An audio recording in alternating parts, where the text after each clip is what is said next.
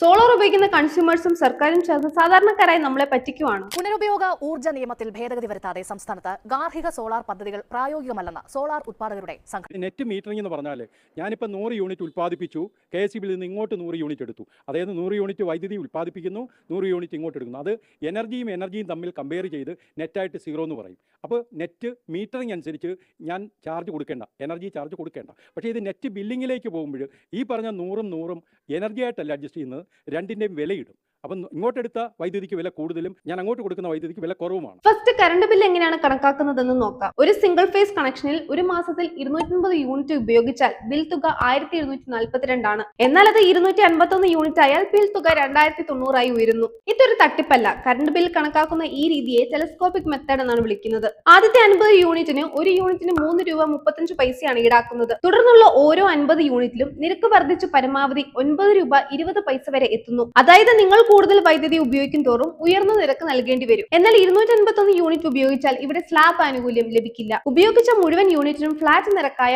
6 രൂപ 75 പൈസ വെച്ച് നൽകേണ്ടി വരുന്നു. ഇനി സോളാറിലേക്ക് വരുമ്പോൾ പ്രൊസ്യൂമർമാർ സ്വന്തമായി വൈദ്യുതി ഉൽപ്പാദിപ്പിക്കുകയും ഉപയോഗിക്കുകയും ചെയ്യുന്നവർ നെറ്റ് മീറ്ററിംഗ് വേണമെന്നാണ് ആവശ്യപ്പെടുന്നത്. അതായത് അവർ ഉൽപ്പാദിപ്പിക്കുന്ന കറണ്ട് ഗ്രിഡിലേക്ക് നൽകുകയും ആവശ്യമുള്ളപ്പോൾ തിരികെ ഉപയോഗിക്കുകയും ചെയ്യുന്നു. ഇതിലെ പ്രശ്നം എന്താണ്? ജനങ്ങൾ സ്ഥാപിക്കുന്ന ഓരോ 5 കിലോ വാട്ട് സോളാറിൽ നിന്നും പ്രതിദിനം ശരാശരി 20 യൂണിറ്റ് വൈദ്യുതി ലഭിക്കുന്നു. പ്രൊസ്യൂമർമാർ ഈ വൈദ്യുതി രാത്രികാലങ്ങളിലാണ് തിരിച്ചെടുക്കുന്നത്. പവർ മാർക്കറ്റിൽ പകൽ സമയത്ത് വൈദ്യുതിക്ക് വളരെ കുറഞ്ഞ വിലയും രാത്രിയിൽ ഉയർന്ന വിലയുമാണ്. ഇതുമൂലം KSEBിക്ക് വൻ സാമ്പത്തിക നഷ്ടമുണ്ടാകുന്നു. ബോർഡ് ഈ നഷ്ടം താരിഫ് വർധനവിലൂടെ സാധാരണക്കാരായ ഉപഭോക്താക്കളിൽ നിന്നും ഈടാക്കുന്നു. ആകെ ഉപഭോക്താക്കളിൽ ഏകദേശം 5% മാത്രമാണ് പ്രൊസ്യൂമർമാർ. എന്നാൽ ഈ 5% ആളുകൾ വരുത്തുന്ന സാമ്പത്തിക ഭാരം ബാക്കി വരുന്ന 95% ആളുകളുടെ തലയിലാണ് വീഴുന്നത്. സർക്കാരിന് വിവിധ സ്ഥലങ്ങളിൽ ബാറ്ററി എനർജി സ്റ്റോറേജ് സിസ്റ്റം സ്ഥാപിക്കാവുന്നതാണ്. പകൽ സമയത്തെ വൈദ്യുതി ഇതിൽ സംഭരിച്ച് രാത്രികാലങ്ങളിൽ പ്രൊസ്യൂമർമാർക്ക് തിരികെ നൽകാം, അല്ലെങ്കിൽ ഗ്രോസ് മീറ്റർ രീതിയിലേക്ക് മാറുക. ചുരുക്കത്തിൽ സാമ്പത്തിക ശേഷിയുള്ളവർക്ക് എത്ര വേണമെങ്കിലും സോളാർ സ്ഥാപിക്കാം. എന്നാൽ അതിന്റെ സാമ്പത്തിക ഭാരം സാധാരണക്കാരായ പാവപ്പെട്ട ഉപഭോക്താക്കളുടെ മേൽ വരരുത്.